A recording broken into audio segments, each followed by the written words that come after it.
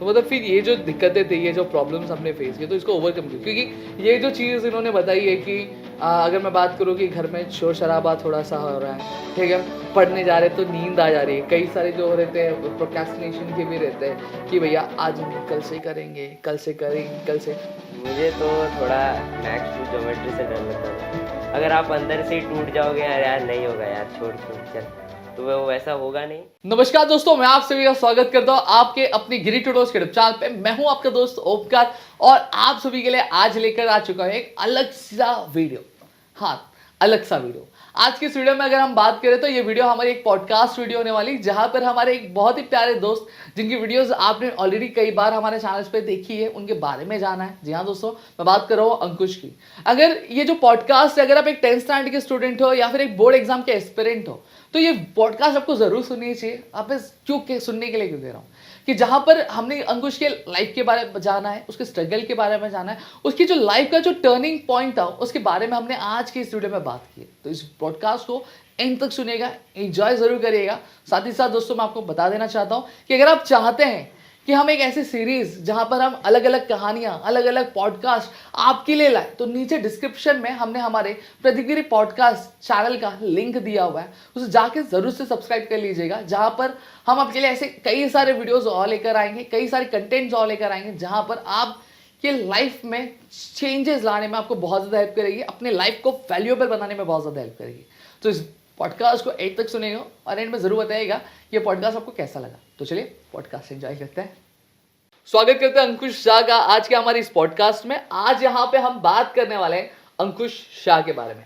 यहाँ पे अगर मैं बात करूँ तो ये जो पॉडकास्ट होने वाला है बहुत ज़्यादा इंटरेस्टिंग पॉडकास्ट होने वाला है, क्योंकि यहाँ पे हम एक ऐसे दोस्त के बारे में बात करने वाले हैं, उनकी जर्नी के बारे में बात करने वाले हैं जो बहुत ही ज़्यादा इंस्पायरिंग है, जो बहुत ही ज़्यादा मोटिवेटिंग है, और साथ ही साथ जो एक रहता है ना स्टूडेंट्स में कि सर हमसे नहीं हो पाएगा, हमसे ये चीज़ें नहीं हो पाएंगी, हमारा परसेंटेज तो फिलहाल ये है, हम कहाँ उस मुकाम पे पहुँच पाएंगे, हम कहाँ वो चीज़ें कवर कर पाएंगे, हमने तो वो चीज़ कभी सोची भी नहीं। तो आज ये जो पॉडकास्ट होने वाला है, इस पॉडकास्ट को आप एंड तक सुनिएगा। हर एक चीज़ जो यहाँ पे हम बात करने वाले हैं इसको बहुत ध्यान से सुनिएगा। आपने अगर ये चीज़ सोची है ना कि ये चीज़ मुझसे हो नहीं पाएगी, तो मैं आपको ये चीज़ कहता हूँ कि अगर आपने डिसाइड कर लिया, आपने ठान लिया, तो इस दुनिया में ऐसी कोई भी चीज़ नहीं है जो आप हासिल नहीं कर सकते हो या फिर मुमकिन नहीं है। तो ये सारी चीज़ें रियल लाइफ में भी है, सिर्फ कहने के लिए नहीं है, बोलने के लिए नहीं है। इसकी जुबानी, इसकी जो पूरी कहानी है आज की इस पॉडकास्ट में आपको पता चलेगी अंकुश शाह की लाइफ के साथ में। तो चलिए हम बात करेंगे अंकुश शाह के बारे में और उनके बारे में थोड़ी सी चीज़ें जानेंगे। अब यहाँ पे मैं थोड़ी अब अंकुश अपने बारे में कुछ बताऊं, उससे पहले मैं अंकुश के बारे में कुछ बता देना चाहता हूं। अगर आप हमारे चैनल से बहुत पहले से जुड़े हैं, अगर आप चीज़ें फॉलो कर रहे हैं, तो शायद आपको अंकुश के बारे में पता होगा, क्योंकि आपने उनकी भी वीडियोस देखी होगी, पहले भी इंटरव्यूज आपने देखे होंगे। लेकिन अगर आप पहली बार हमारे चैनल से जुड़े हैं, पहला पॉडकास्ट अगर हमारे इस चैनल पर देख रहे हैं, तो मैं आपको अंकुश के बारे में बता देना चाहता हूँ। अंकुश अपने बोर्ड एग्जामिनेशन के टॉपर है, रैंक होल्डर है, ठीक है, एसएससी टॉपर मैं कहना चाहूंगा, ठीक है।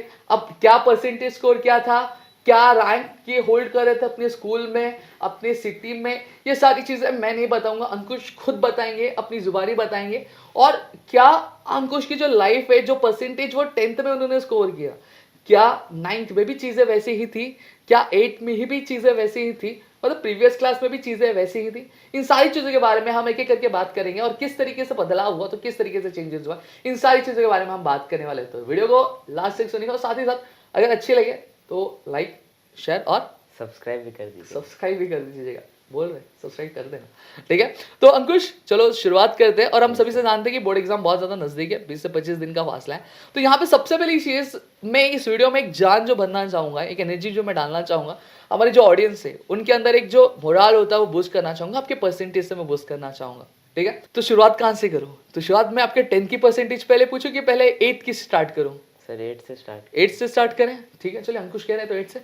तो सबसे पहली चीज अंकुश, मुझे तो पता ही है 8 का परसेंटेज क्या था, तो आपका 8 का परसेंटेज क्या था, आपने स्कोर क्या किया था? मैंने 8th में यूजुअली 65 to 70% स्कोर किया था। मतलब अभी इतना याद नहीं है परफेक्ट नंबर, क्योंकि तभी लॉकडाउन चल रहा था तो उतना मैं पढ़ता नहीं था। तो वही 9th का क्या परसेंटेज था आपका? मुझे 9th में 82.50% मिले। 82.50। जनरली देखा क्या जाता है कि जब स्टूडेंट्स जो होते हैं, जो बच्चे होते हैं, जब 8 से 9th में जाते हैं तो परसेंटेज जो होता है वो डाउनफॉल होने लगता है, लेकिन आप तो उल्टा ही कर रहे हो।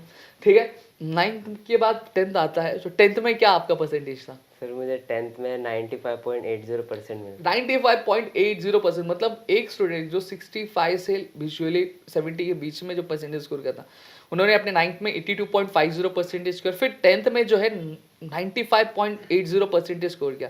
मतलब ये जो डिफरेंस है परसेंटेज के बीच में, ये अच्छा खासा एक डिफरेंस है। ठीक है, जो चीज़ को बहुत ज़्यादा इंटरेस्टिंग बनाता है। तो यहाँ पे सबसे पहली चीज़ जो है, मैं एक सवाल ये पूछूंगा कि आपने ये जो 95.80 परसेंटेज स्कोर किया, इससे पहले मेरे ख्याल से आपका स्कूल में आपका कोई रैंक था कि नहीं था? रैंक तो सोचता ही नहीं था रैंक में आऊँगा, तो दिखता ही नहीं था मैं रैंक में। रैंक नहीं था आपका। तो अब अगर मैं आपके 10th की जर्नी की अगर मैं बात करूँ, तो 10th में क्या स्कूल में या सिटी में आपका रैंक था? सर स्कूल में मेरा #1 रैंक था। स्कूल में #1 रैंक था, जहाँ पे एक स्टूडेंट जहाँ रैंक के बारे में सोचता भी नहीं था, वहाँ पर इन्होंने अपने स्कूल में फर्स्ट रैंक होल्डर, मतलब एक अच्छे इनसे जो महारथी थे उनको पीछे छोड़ के ये वो पहला जो मुकाम था, ये पहला मुकाम इन्होंने बोला कि हाँ भाई चाहिए, तो मतलब इन्होंने ठान लिया। अब साथ ही साथ मैं बता दूं, ये सिटी में भी इन्होंने रैंक क्या एक अच्छा खासा क्या होल्ड किया। ठीक है, जहाँ पर ये सिटी टॉपर भी बने हमारे बोईसर सिटी के। अब यहाँ पे अंकुश, ये जो डिफरेंस था, ये तो एक बहुत अच्छा खासा डिफरेंस देखने मिल रहा है। तो मुझे एक चीज़ ये बताना है कि ये जो डिफरेंस था, इसे कवर करने में इसके पीछे की जर्नी क्या थी, इसके पीछे का सफ़र क्या था जो आप बताना चाहोगे? मैं जानता हूँ सफ़र बहुत ही लंबा था, बहुत ही अच्छा खासा था। ठीक, कई सारे स्ट्रगल्स थे, स्ट्रगल्स के बारे में भी हम बात करेंगे। लेकिन अगर मैं कहूँ कि कुछ शब्दों में अगर बयां करना हो, अगर आपके इस सफ़र को, आपकी इस जर्नी को, तो आप किस तरीके से बयां करेंगे और क्या सारी चीज़ें थी? शुरुआत तो चलिए शुरुआत से करते हैं। यूजुअली जैसे अभी 22 से लॉकडाउन ख़त्म हो गया था, तो मेरा 8th स्टैंडर्ड ख़त्म हो गया था। तो फिर 9th में गया मैं।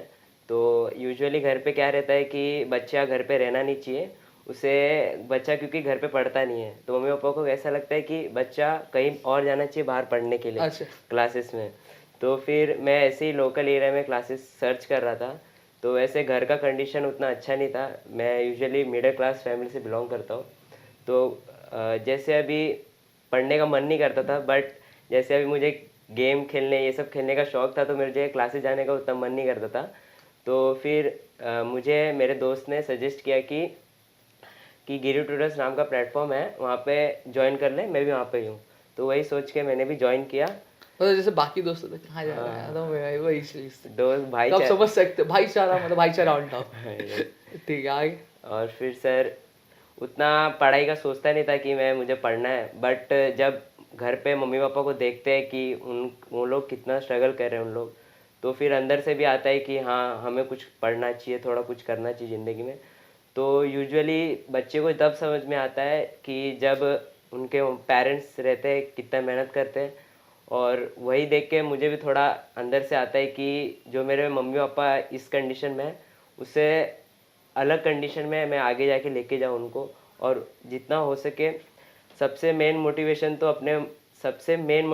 अपने जो फादर रहते हैं उनके अगर आप हाथ देखोगे, तो आपको वहाँ से मोटिवेशन आ जाएगा कि अंदर से कैसे पढ़ना है, क्या करना है। और ज़िंदगी तो बहुत स्ट्रगल है सर, तो स्ट्रगल तो करना ही है, बहुत स्ट्रगल तो करना ही है। तो यहाँ पे अगर मैं बात करूँ, तो ये तो आपके लाइफ के बारे में। अगर मैं एकेडमिक्स के बारे में बात करूँ, तो एकेडमिक्स में आपने किस तरीके से इंप्रूवमेंट है? ये जो बदलाव आपने बताया कि 65 से आपने 82 पे छलांग मारी है, 82 से आप सीधा आपके स्कूल के first rank holder, Boisar topper. ठीक है, तो आपने ये जो चीज़ें थी, ये चीज़ें किस तरीके से कवर, एकेडमिक्स में किस तरीके से आपने ये जो जर्नी थी वो कवर की? सर पहले मैं यूजुअली घर पे पढ़ता नहीं था, तो पढ़ते ही नहीं थे? हाँ, घर पे पढ़ता ही नहीं था। तो मैं जब से नाइन्थ मेरा सबसे गेम चेंजिंग मोमेंट था, जब मैंने गिरी ट्यूटर्स ज्वाइन किया था। तभी कैसा रहता है कि बच्चा घर पे पढ़ता ही नहीं है, और ऊपर से बाहर के लोग आते, दोस्त लोग, तो उनके साथ खेलने चले जाओ, ये चले जाओ, तो उसमें ही टाइम जाता है, पढ़ने का टाइम।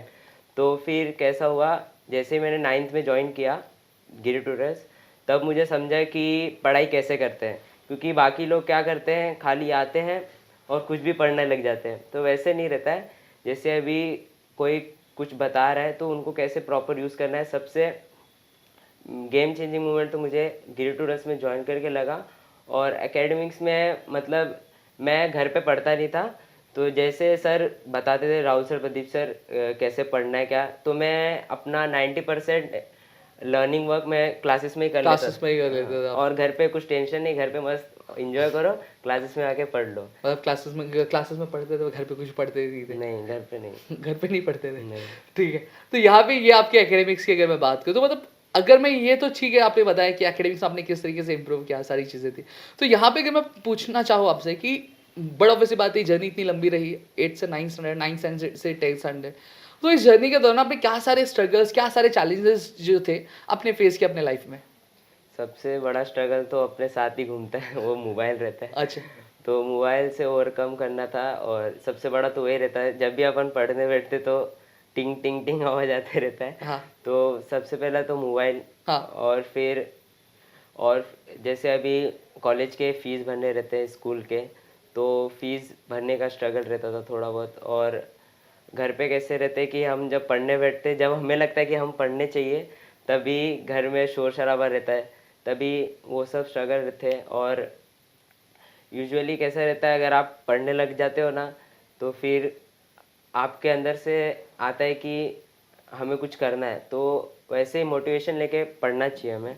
और स्ट्रगल तो ये था कि जैसे अभी हम अभी पढ़ रहे हैं, तो हम जैसे अभी हम पढ़ने जाते हैं तो सबसे पहले यही आता है कि हमें नींद आने लगती है। तो नींद का भी बहुत प्रॉब्लम रहता था सर, कि सोते जब भी पढ़ने लगते तो नींद आता रहता था। तो मतलब फिर ये जो दिक्कतें थी, ये जो प्रॉब्लम्स हमने फेस किए, तो इसको ओवरकम किया, क्योंकि ये जो चीज़ इन्होंने बताई है कि अगर मैं बात करूँ कि घर में शोर शराबा थोड़ा सा हो रहा है, ठीक है, पढ़ने जा रहे तो नींद आ जा रही है, कई सारे जो रहते हैं प्रोक्रेस्टिनेशन के भी रहते हैं कि भैया आज नहीं, कल से करेंगे, कल से करेंगे, कल से। तो ये चीज़ जो थी, ये सारी चीज़ों को ओवरकम किस तरीके से किया आपने? ये सारी चीज़ें जो थी आपने किस तरीके से इन चीज़ों को बदला आपने? ये सब चेंज मैंने सर जैसे गाइड करते थे कि हमें पढ़ना चाहिए, पढ़ाई से क्या क्या हो सकता है। सर यानी? प्रदीप सर, राहुल सर हमें बताते थे कि क्या करना चाहिए हमें, कैसे पढ़ना चाहिए और क्यों पढ़ना चाहिए। अभी मतलब ही नहीं है ज़िंदगी में, सिर्फ पढ़े जा रहे हो तो वो मतलब नहीं है। मतलब आप कहना ये चाहते हो कि अगर आप किसी भी चीज़ एक जर्नी में चल रहे हो तो आपका एक मकसद होना चाहिए, लाइफ में गोल होना चाहिए। तो ये आप, तो ये कहीं ना कहीं आपके जो स्ट्रगल्स थे, आपकी जो डिफ़िकल्टीज थी, उसको ओवरकम करने में हेल्प किया आपकी।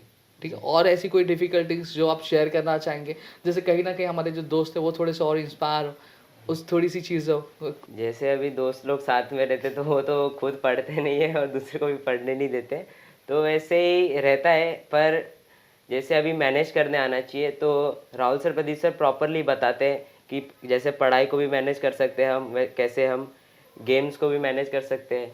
तो वैसे सर जैसे बोलते थे वैसे मैं फॉलो करते आ रहा था। जैसे ही मैं सर की बातें मानने लग गया, तो वैसे ही मेरे लाइफस्टाइल में और मेरे पढ़ाई में इम्प्रूव होते गया सर। मतलब जब आप, मेरे ख्याल से जब आपका जो पहला टाइम था, जब आप अपने फादर के साथ आप आए थे, ठीक है, 9th स्टैंडर्ड में आप आए थे, ठीक है, आपकी उम्र भी बहुत कम थी उस टाइम में, ठीक है, मुझे आज भी याद है।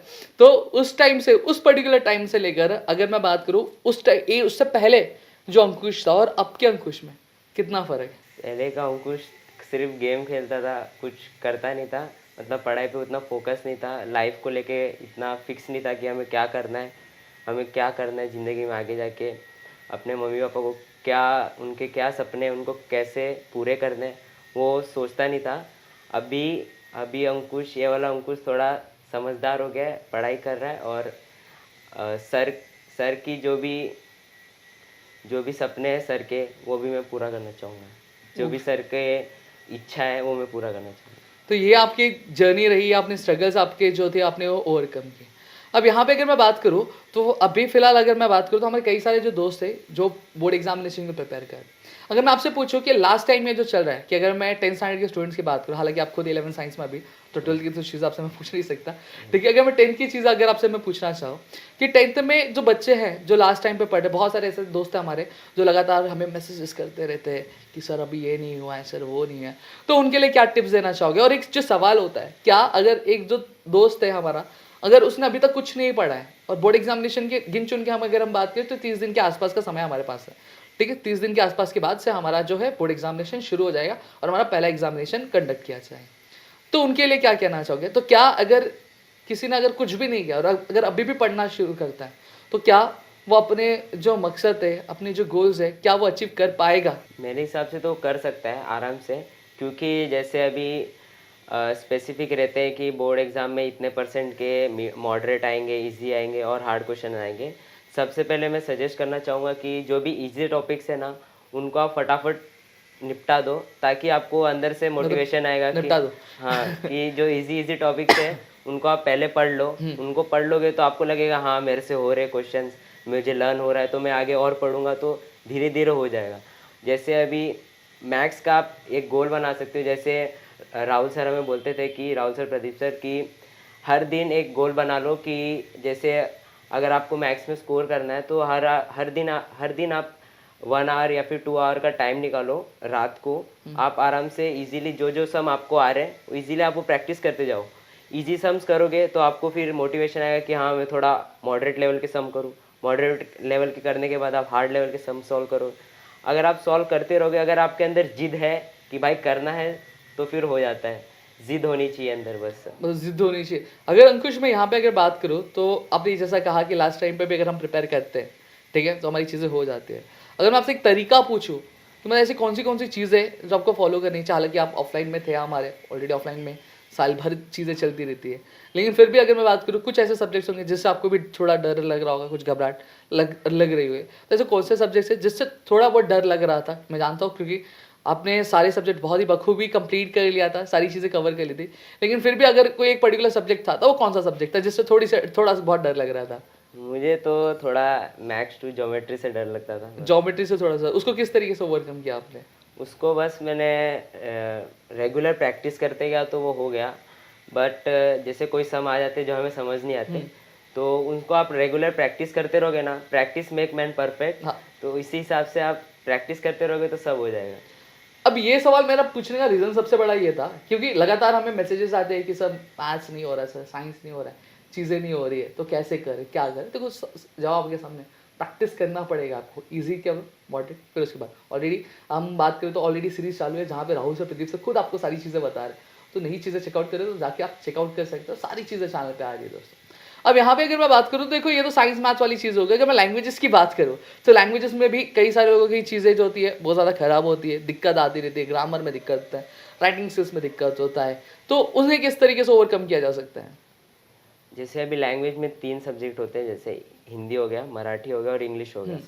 तो यूजुअली मुझे मराठी उतना अच्छा आता नहीं था, तो मैं क्या करता था, जो राहुल सर बताते थे कि ये रीड करके हम मराठी को सीख सकते हैं। जैसे अभी कोई रहता है जिसको मराठी बिल्कुल भी नहीं आता है, तो क्या कर सकता है वो, जैसे अभी टेक्स्ट बुक हो गया, उसको खाली रीड करेंगे तो भी हमें कुछ थोड़ा बहुत समझ में आएगा। तो लैंग्वेजेस में क्या रहता है कि हमें स्पेसिफिक ये पार्ट के हमें अगर प्रैक्टिस करते गए, जैसे पैसेज हो गया, ग्रामर हो गया, इसको अगर हम रेगुलर प्रैक्टिस करते रहेंगे ना, तो आराम से हाफ आवर भी देंगे ना तो सर, तो आराम से हो जाता है लैंग्वेज। और जैसे अगर आपको ज़्यादा डिफ़िकल्ट लग रहा है तो आप उसको रेगुलर प्रैक्टिस करते जाओ, और सिर्फ आप पैसेज और ग्रामर भी कर लोगे तो भी आपको अच्छा खासा पैसेज, ग्रामर, राइटिंग, चलो ये तो मराठी वाली बात है। अगर इंग्लिश और हिंदी में दिक्कत आ रही है तो सेम चीज़ मेरे ख्याल से फॉलो करनी है आपको। इंग्लिश में आपको राइटिंग स्किल, ग्रामर और बाकी सारी जो चीज़ें हैं वो आप अगर आराम से फॉलो करो तो चीज़ आपकी कवर अप हो जाती है। तो यहाँ रहा आपका एकेडमिक्स का पूरा पार्ट होता है। तो क्या, एक सवाल लास्ट का मैं वापस रिपीट करके पूछा, क्या अगर अभी भी कोई सपना देखता है जहाँ पे 80s के ऊपर जाना चाहता है, 85 के ऊपर जाना चाहता है, तो क्या वो चीज़ें वो कवर कर सकता है? क्या चीज़ें स्कोर कर सकता है? ये सब कर सकता है, क्योंकि अभी 30 डेज बचे हैं। तो मैं 30 डेज बचे, कॉन्फिडेंस 30 डेज बचे हैं, तो 30 डेज में भी चीज़ें कवर की जा सकती है। 30 डेज बचे हैं अभी। तो मैं बोलना चाहूँगा कि अगर आपको कुर्बानी देनी है तो अगर आपको अपने सपने की देनी पड़ेगी या फिर अपने नींद की। तो अभी सिर्फ 30 दिन बचे हैं, तो जी जान लगा दो। हमें पढ़ना है और पढ़ना है तो हो जाएगा। अगर आप अंदर से ही टूट जाओगे, यार यार नहीं होगा यार, छोड़ चल, तो वो वैसा होगा नहीं।